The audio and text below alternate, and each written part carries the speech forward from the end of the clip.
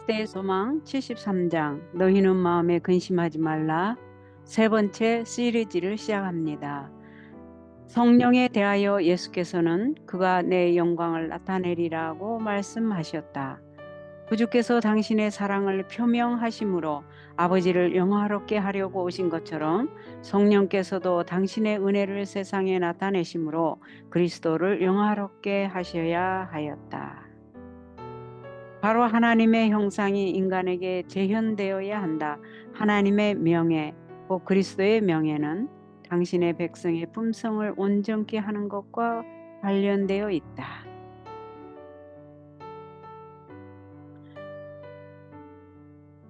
진리의 성령 곧 그가 와서 죄에 대하여 의에 대하여 심판에 대하여 세상을 책망하시리라. 성령의 계속적인 임재와 도우심이 없이는 말씀의 전파가 전혀 소용이 없을 것이다. 이분이야말로 거룩한 진리를 효과적으로 가르치는 유일한 교사이시다. 진리가 성령으로 말미암아 마음에 함께 할 때에만 양심을 일깨우거나 생애를 변화시킬 것이다. 누구든지 하나님의 말씀을 문자 그대로 소개할 수 있을 것이며 하나님의 말씀의 모든 명령들과 약속들을 잘 알 수 있을 것이다. 그러나 성령께서 진리를 깊이 감명시키지 않으면 반석 위에 떨어져 깨어질 영혼은 하나도 없을 것이다. 교육이나 유리한 지위가 아무리 위대하다 하여도 하나님의 성령과 협력함이 없이는 아무도 빛의 통로가 될 수 없다. 씨가 하늘의 이슬로 말미암아 생명으로 약동하기 전에는 복음의 씨 뿌림은 성공하지 못할 것이다. 성령께서 기도하던 사도들에게 임하신 것은 신약 성경 어느 한 책도 기록되기 전이었고 그리스도께서 승천하신 후에 어느 한 복음 설교도 설교되기 전이었다. 그래서 그들의 원수의 증언은 너희가 너희 교를 예루살렘에 가득하게 하였다는 것이었다.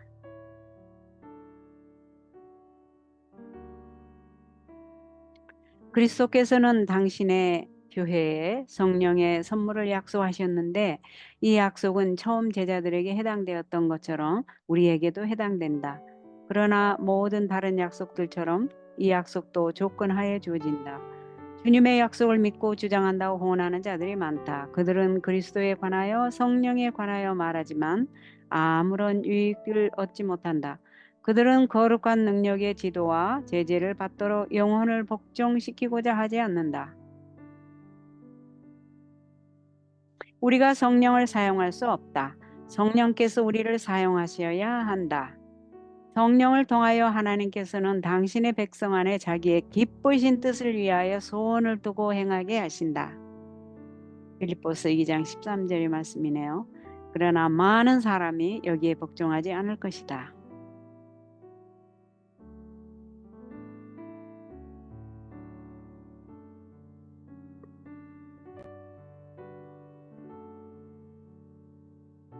그들은 자신들을 주장하기를 원한다.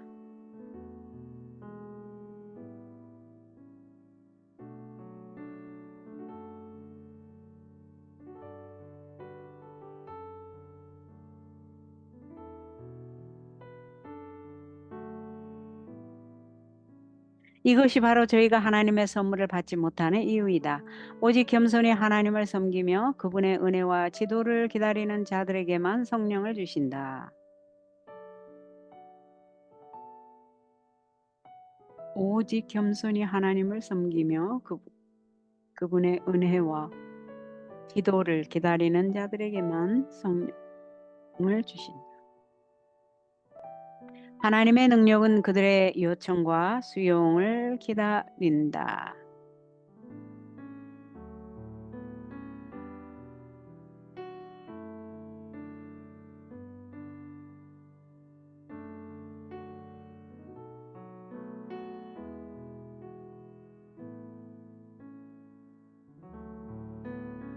믿음으로 요청하는 이 약속된 축복은 그에 따르는 다른 모든 축복들을 가져온다. 이 축복은 그리스도의 은혜의 풍성하심을 따라 주시는 것이며 또한 그분은 받을 수 있는 용량대로 각 영혼에게 공급하려고 준비하고 계신다.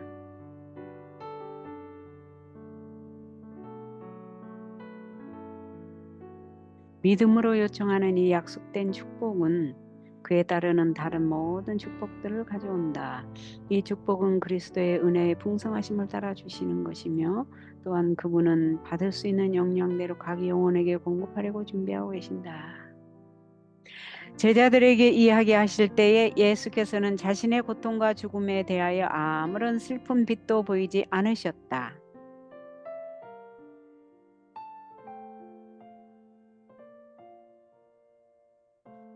제자들에게 마지막으로 남기신 그분의 유산은 평화의 유산이었다. 평안을 너희에게 끼치노니 곧 나의 평안을 너희에게 주노라. 내가 너희에게 주는 것은 세상이 주는 것 같지 아니하니라.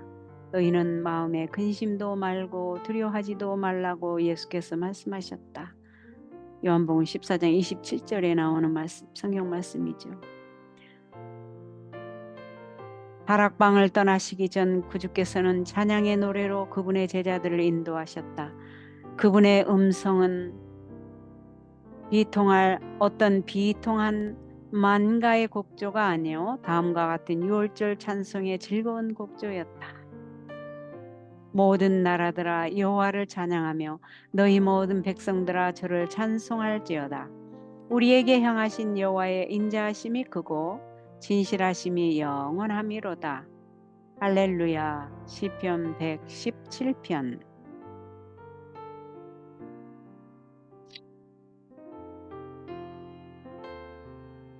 찬미를 부른 후에 그들은 밖으로 나아갔다.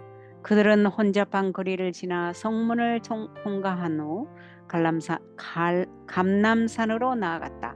그들은 천천히 발걸음을 옮겼으며 저마다 생각에 잠겨 있었다. 그들이 동산을 향하여 내려가기 시작했을 때 예수께서는 가장 깊은 슬픔에 잠기신 목소리로 오늘 밤에 너희가 다 나를 버리리라.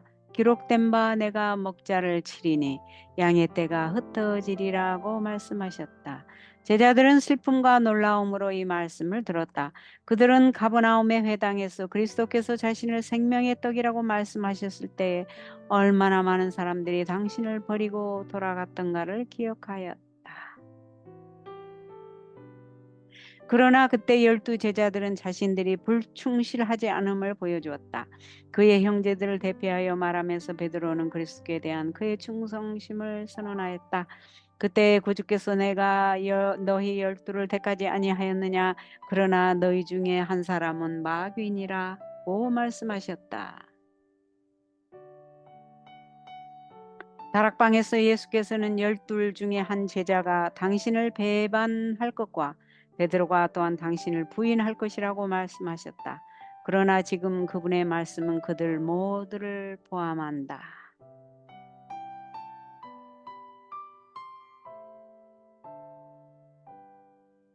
이제 다 버릴지라도 나는 그렇지 않겠나이다라고 격렬히 항의하는 베드로의 음성이 들린다.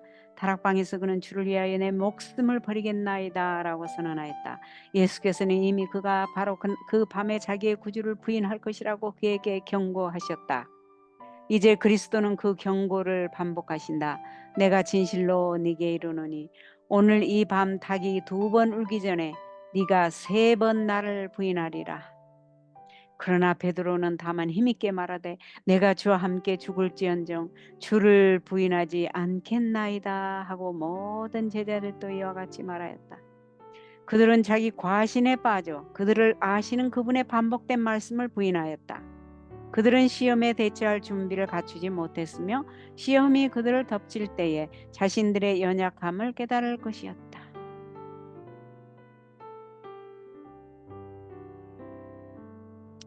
베드로가 오기나 죽는 데까지도 주를 따르겠다고 말했을 때 그 모든 말을 진심으로 한 것은 사실이었지만 그는 자기 자신을 알지 못하였다. 그의 마음속에는 상황의 부추김으로 생애 속에 나타난 악의 요소들이 감추어져 있었다. 그가 자신의 위험을 느끼지 못한다면 이것은 그의 영원한 파멸을 입증할 것이다. 구주께서는 그리스도에 대한 그의 사랑까지라도 억눌러 버릴 이기주의와 철면피함이 베드로에게 있는 것을 보셨다. 많은 결점, 억제하지 못하는 죄, 주의성 없는 정신, 성화되지 못한 성질, 시험에 뛰어드는 부주의성 등이 그의 생애 가운데 나타났다. 그리스도의 엄숙한 경고는 마음을 살피라는 일종의 요구였다. 베드로는 자신을 불신임하고 그리스도께 대한 더욱 깊은 믿음을 가질 필요가 있었다. 베드로가 겸손히 경고를 받아들였다면 그는 양무리의 목자에게 당신의 양을 지키시도록 간청했을 것이다.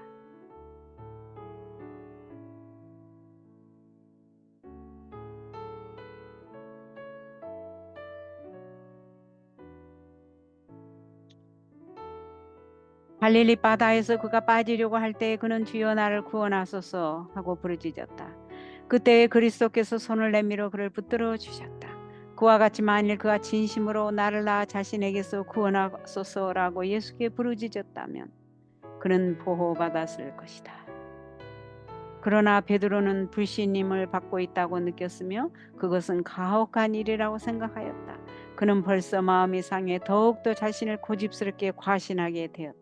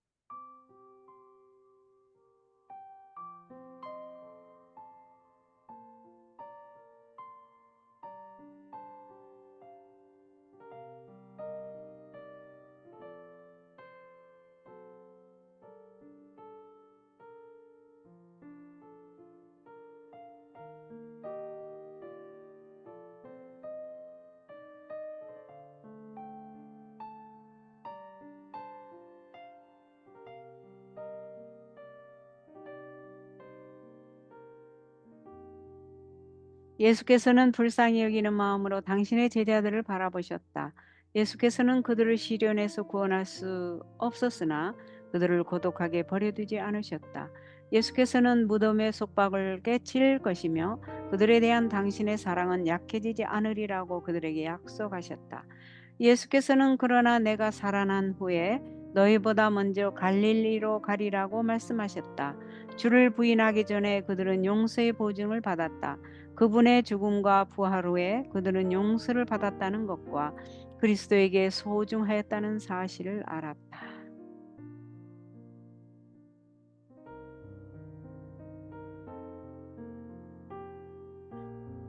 예수님과 제자들은 겟셋마네로 가는 도중에 감람산 기슭에 도착하였는데 이곳은 예수께서 가끔 묵상하고 기도를 드리기 위하여 찾아오셨던 한적한 곳이었다. 구주께서는 세상에 대한 당신의 사명과 제자들이 유지해야 할 당신과의 영적 관계를 제자들에게 설명하고 계셨다. 이제 그분은 예증을 통하여 교훈을 설명하신다. 달이 밝게 비치어 한 무성한 포도나무를 그리스도 앞에 보여준다. 제자들의 주의를 이 포도나무에 집중시키면서 예수께서는 이것을 하나의 상징으로 사용하신다.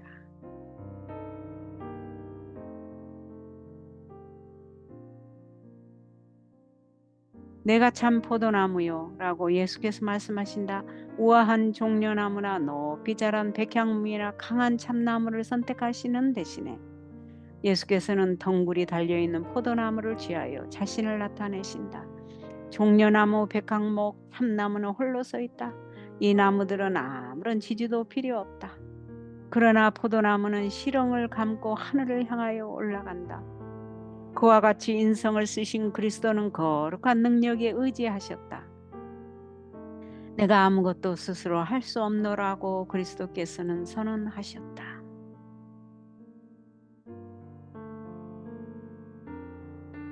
내가 참 포도나무요.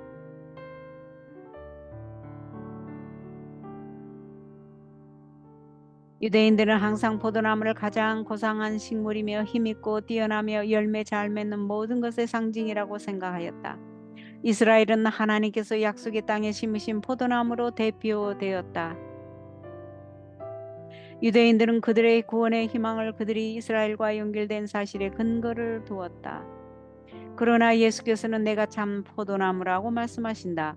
이스라엘과 연결되었다고 해서 너희들이 하나님의 생명에 참여하는 자가 되고 그분의 약속의 상속자들이 될 수 있다고 생각지 말라.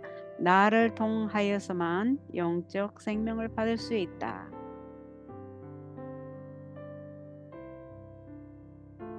내가 참 포도나무요 내 아버지는 그 농부라. 하늘에 계신 우리 아버지께서 팔레스틴 언덕에 이 좋은 포도나무를 심으시고 그분은 친히 농부가 되셨다. 많은 사람들이 이 포도나무의 아름다움에 이끌려 이것은 하늘에서 온 것이라고 선언하였다. 그러나 이스라엘의 지도자들에게는 이것이 마른 땅에서 솟아난 뿌리처럼 보였다. 그들은 이 나무를 꺾어서 상처를 입히고 그들의 거룩하지 못한 발로 짓밟았다. 그들의 생각은 이것을 영원히 멸하는 것이었다. 그러나 하늘의 농부께서는 그분의 나무를 결코 잊지 않으실 것이다. 사람들이 저희가 이를 죽였다고 생각한 후에 하나님께서는 이를 취하여 성벽 다른 편에 다시 심으셨다. 포도나무 그루터기가 더 이상 보이지 않아야 하였다. 이것은 사람들의 난폭한 공격을 피해 감추어졌다. 그러나 포도나무의 가지들은 성벽 위에 걸렸다. 이것들은 포도나무를 대표해야 할 것이었다. 그 가지들을 통하여 접붙이는 가지는 여전히 그 포도나무에 연결될 수 있었다. 그것들로부터 열매를 얻었다. 거기에는 통행인들이 따먹을 수확이 있었다. 나는 포도나무여 너희는 가지니라고 그리스도께서는 당신의 제자들에게 말씀하셨다. 비록 예수께서 그들을 떠나려고 떠나가려고 하셨지만 그들과 그분과의 영적 연합은 변함이 없을 것이다. 그분은 가지가 포도나무에 연결된 것은 너희가 나에게서 지지를 받아야 할 관계를 나타내는 것이라고 말씀하셨다. 어린 가지는 산 포도나무에 접붙여지되 섬유질과 섬유질이 잎과 잎이 연결되어 포도나무 줄기로 자란다. 포도나무의 생명은 그 가지의 생명이 된다. 그와 같이 허물과 죄로 죽은 영혼이 그리스도와의 연결을 통하여 생명을 얻는다. 그분을 개인의 구주로 믿음으로써 연합은 이루어진다. 죄인이 그의 결점을 그리스도의 장점에, 그의 텅 빈 것을 그리스도의 충만하심에, 그의 연약함을 그리스도의 항구적인 능력에 연합시킨다. 그때에 그는 그리스도의 정신을 가진다. 그리스도의 인성이 우리의 인성에 감응되며 우리의 인성이 신성에 감응된다. 이와 같이 성령의 역사를 통하여 인간은 거룩한 본성에 참여하는 자가 된다. 인간은 사랑받으신 분인 예수 안에서 받아들여진다.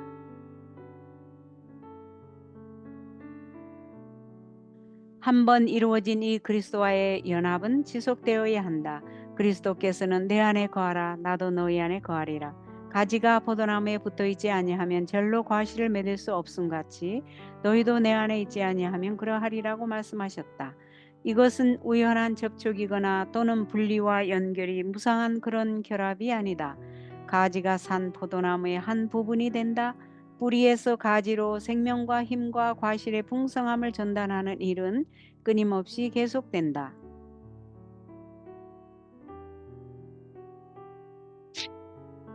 포도나무에 붙지 않은 가지는 살 수 없다. 예수께서는 너희가 나를 떠나서는 살 수 없으리라고 말씀하셨다.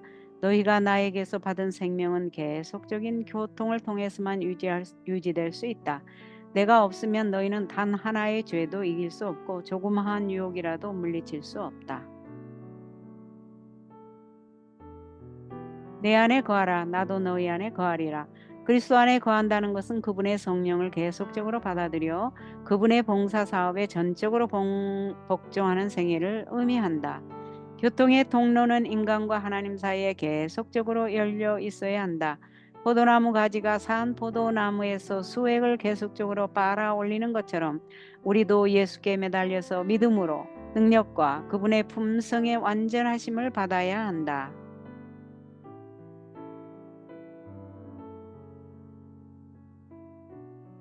뿌리는 가지를 통하여 가장 먼 장가지에 이르기까지 영양분을 공급한다. 그와 같이 그리스도께서는 모든 신자들에게 영적 능력의 흐름을 전달하신다. 영혼이 그리스도께 연결되어 있는 한 시들어버리거나 부패할 위험은 없다.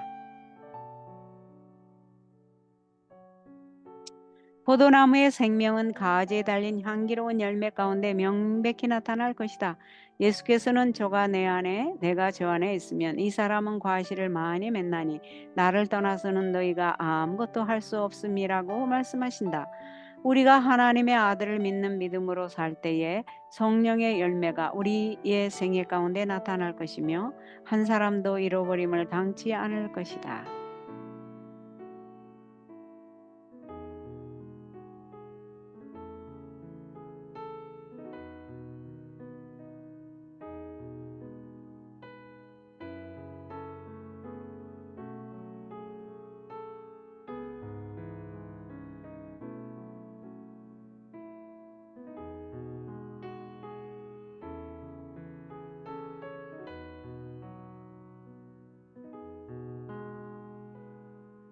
내 아버지는 농부라. 물은 내게 있어 과실을 맺지 아니하는 가지는 아버지께서 이를 제해 버리시고 접붙인 가지가 외형으로는 포도나무와 연합된 것처럼 보이지만 생명적인 연결이 이루어지지 않을 수도 있다. 그렇게 되면 자라지도 열매를 맺지도 못할 것이다. 그와 같이 믿음으로 말미암는 참된 연합 없이 그리스도와의 외형적인 연결이 있을 수도 있다. 신앙 고백이 사람들에게 교회에서 자리를 차지하도록 하지만 그러나 품성과 행동은 그들이 그리스도와 연결이 되어 있는지 어떤지 보일 것이다. 과실을 맺지 않으면 그들은 거짓 가지들이다. 그들이 그리스도에게서 분리되는 것은 죽은 가지가 예증하는 것처럼 완전한 멸망을 의미한다. 그리스도께서는 사람이 내 안에 거하지 아니하면 가지처럼 밖에 버리어 말라지나니 사람들이 그것을 모아다가 불에 던져 사르니라고 말씀하셨다.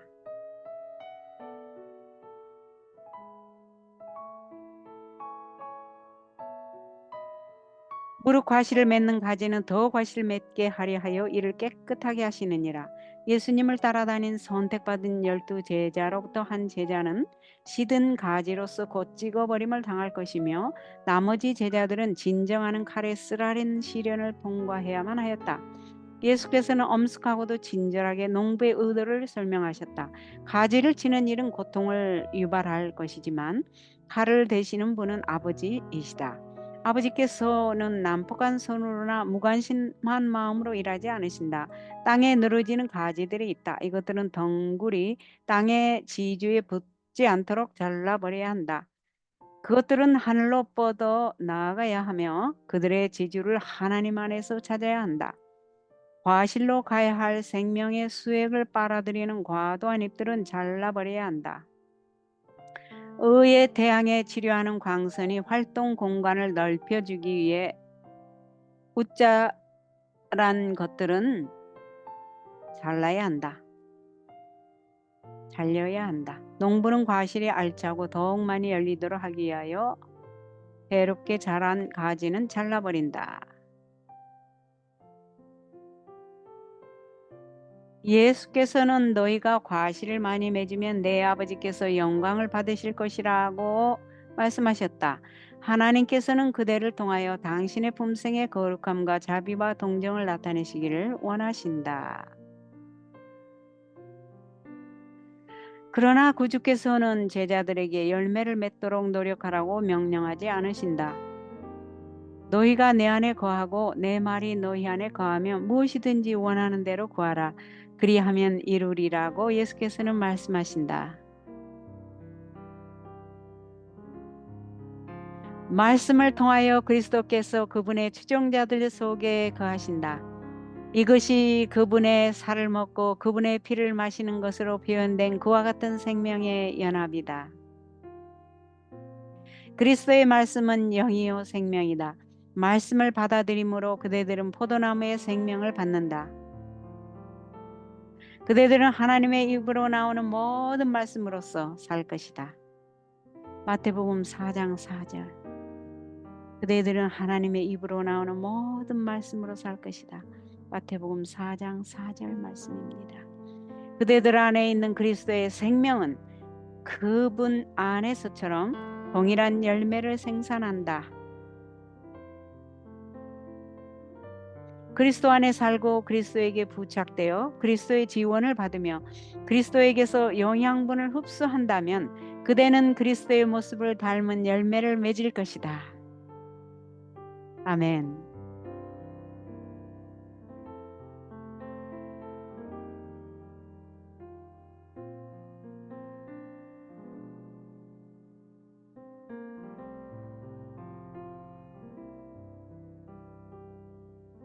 아멘.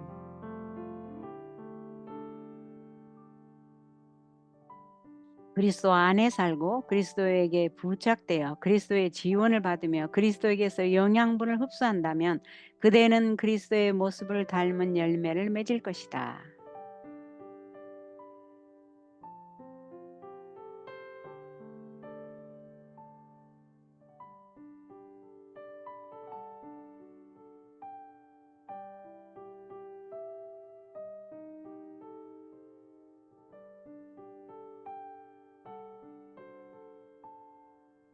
아멘.